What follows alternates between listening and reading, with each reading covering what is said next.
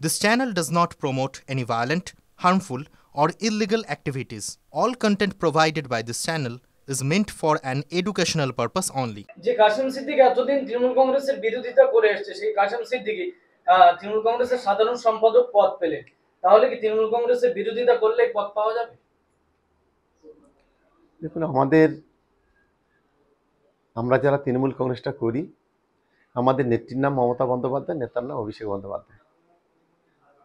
ফলে এ বিষয়ে আমি কিছু বলবো না। দল যখন সিদ্ধান্ত নিয়েছে, সে তাজা আলু হোক আর পচা আলু হোক, এখন সেগুলোই আমাদেরকে নিয়ে চলতে হবে। যার কারণে এ বিষয়ে আমি আর খুব একটা মন্তব্য করছি না।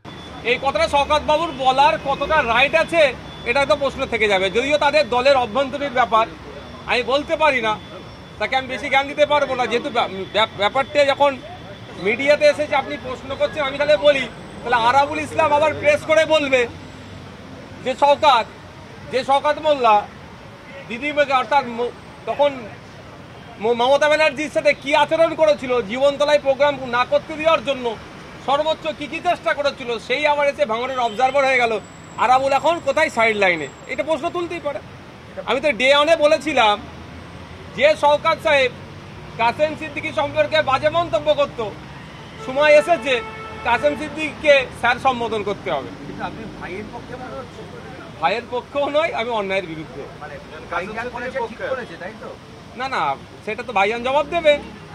তৃণমূল কংগ্রেসের এখন সাধারণ সম্পাদক পদে উনি আছেন, উনি জবাব দেবেন। তার দলের এখন অন্য নেতারা কি বলছেন সেটা জবাব দেবেন।